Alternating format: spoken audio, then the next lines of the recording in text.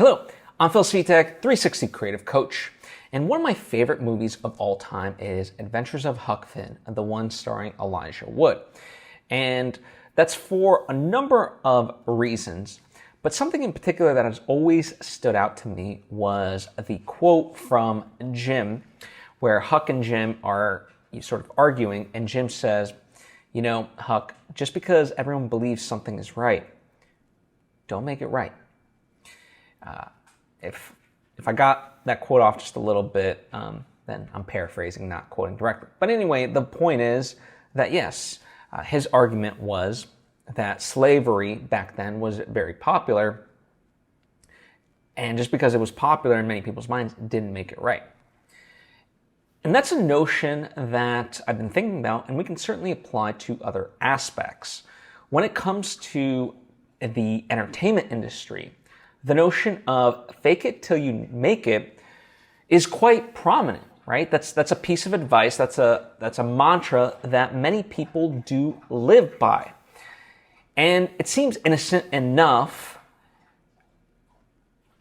and it's like one of those things where you got to work hard for your success, where it comes off in that way that it's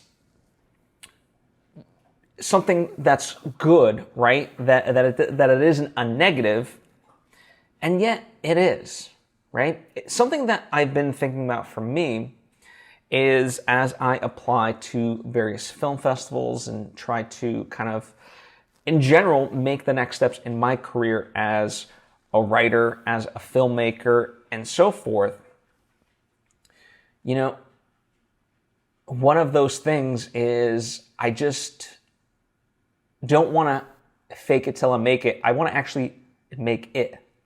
And when I say it, I don't mean fame and that stuff. What I mean is the actual product and the quality. We can look to social media, right? And the fact that you can buy followers and engagements, right? And people use this to beef up their numbers. You can do this with the YouTube algorithm. You can buy subscribers, you can buy video views, and so forth. And many people do this.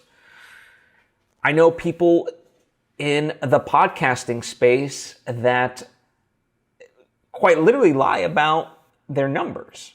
They just say, oh, we have a different metric of measurement. And luckily now there's the IAB, which has kind of come in and created a standardized form of how to measure downloads and so forth, right? That was a big thing for, nearly a decade of how to have accurate measurement, right? In the film festival circuit, when people apply, I know that they lie about the people that participated in the movie, the premiere status of the film, and it's just, whatever sort of gets your foot in the door sort of thing, right? Faking it till we make it. And I don't know, maybe it's just the altruistic side of me, but I just feel like that has a net negative effect on a lot of things. I think, I know for a fact that probably the decision not to participate in those various things comes at a cost, right? And doesn't advance me forward in that way. But still to this day, it hasn't prevented me from doing the stuff that I want. It's certainly made it difficult in that way. But just honesty and more importantly, truth, like the search for truth, is a big part of what I look for in life and what I value in life. And so just because it doesn't yield me this, like faking it till you make it certainly is a path forward. It does work, right? But just because, again, going back to that Adventures of Huck Finn quote, just because everybody believes something, don't make it right.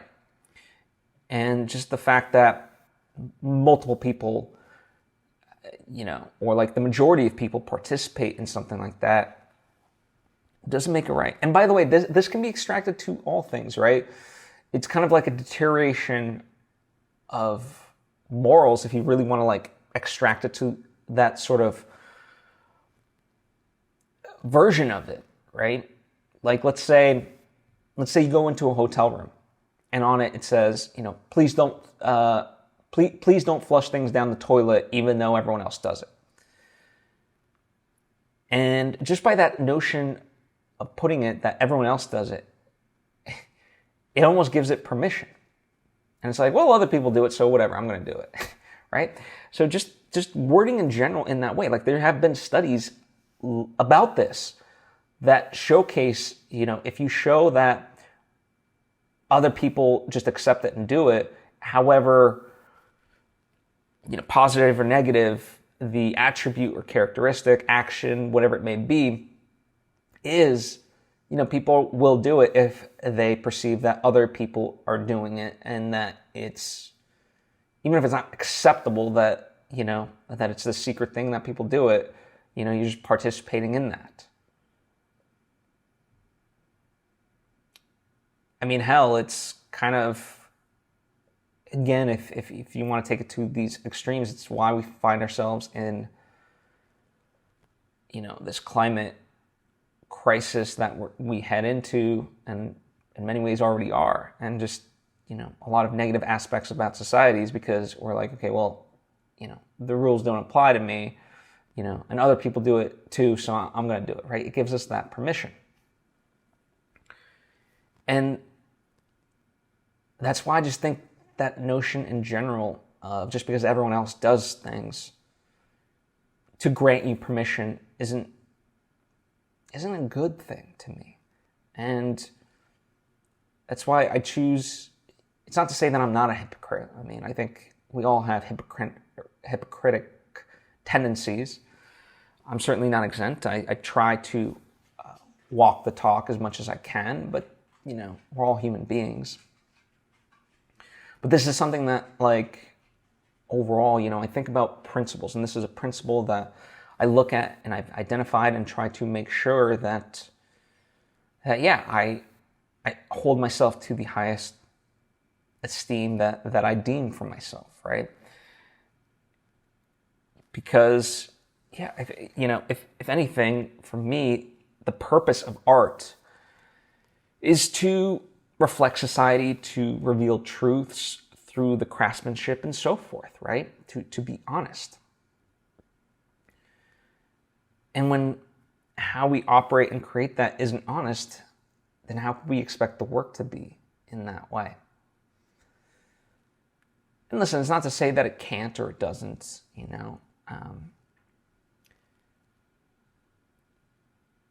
but it just, in that way, to me, has a net overall negative. Because then we don't really know what works. We don't really know how to move forward, like if everyone's lying, then the whole of it, I don't know. You term it icky if you want to just use a silly word like that.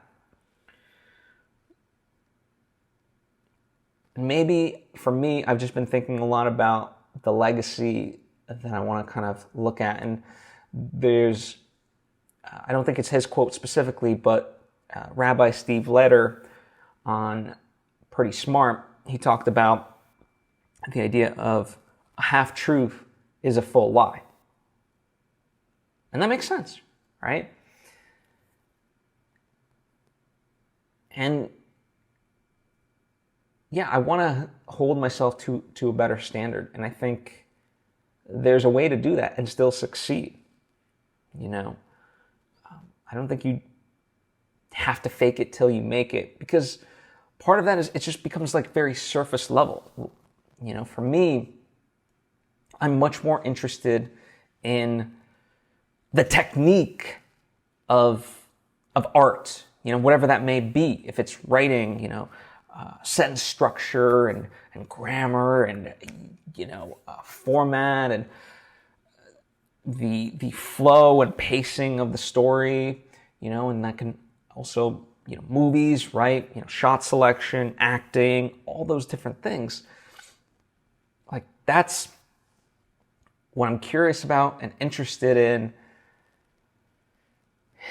And yeah, a lot of evidence points to this idea that, the artistic side doesn't get rewarded, that it's all a business. I mean, if you're unfamiliar, I recently finished up my second feature film called A Bogota Trip, which is about two sets of American tourists who bump into each other in Colombia. And, it's a will they, won't they type of thing. But one happens to be a bachelorette party, and so, if anything were to happen, obviously that could spell disaster for their lives back home, right? So that's the premise of the movie.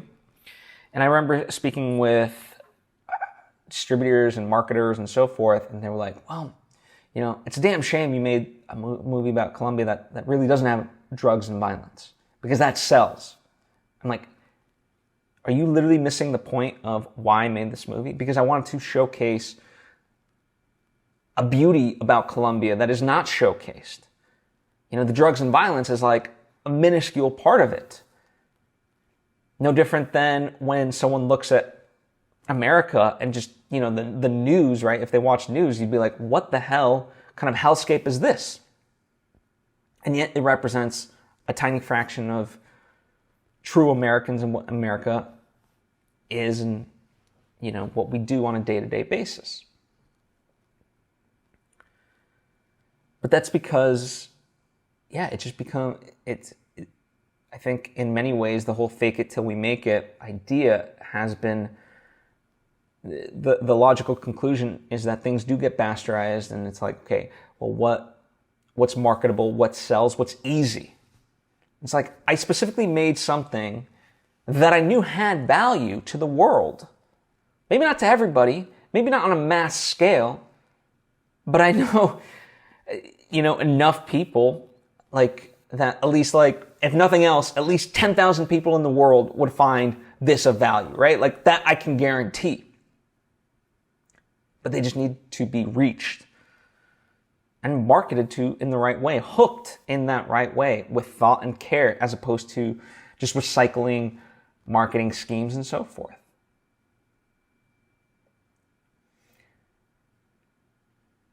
And that's a lot, and I know in many ways it can seem disjointed. And partly this is how my mind works. It looks at various things and tries to find the pattern, find the connections. And yeah, I might be reaching for straws in that way. But for me, I've just chosen to walk a different path. And though that path might be harder, to me, it's more meaningful because it's honest. I forget the exact quote, but in Into the Wild, the movie, Christopher McCandless has the quote, and he's quoting, I believe, I forget who, it might be like Aristotle or some very well-known thinker, about how rather than give me money or anything like that, give me truth. Right? And how he put a value in that. And that resonates still to this day to me. And that's why I've been thinking about it. And so the whole fake it till you make it, how about you just go and make it? Right? It's hard work. You have to have a shit ton of patience. And patience really is remaining calm while suffering. But go do that. And go make it instead of faking it. Because so many people fake it. And part of that is then you see people as utility as opposed to just in and of themselves of value. Yeah, there's just a lot of negativity that comes from faking it till you make it.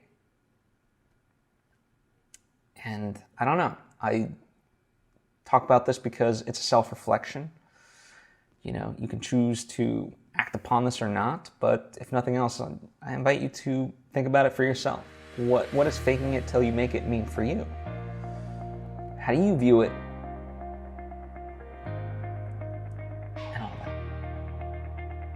So yeah, comment down below, ask any questions, just share. You know, this is an open dialogue. It's the start of something. And again, these thoughts are not definitive necessarily. It's just kind of what's been swirling on in my head. So yeah, share what's going on in yours. Comment down below or hit me up on social media at Svitek. I appreciate you. I'll see you next time.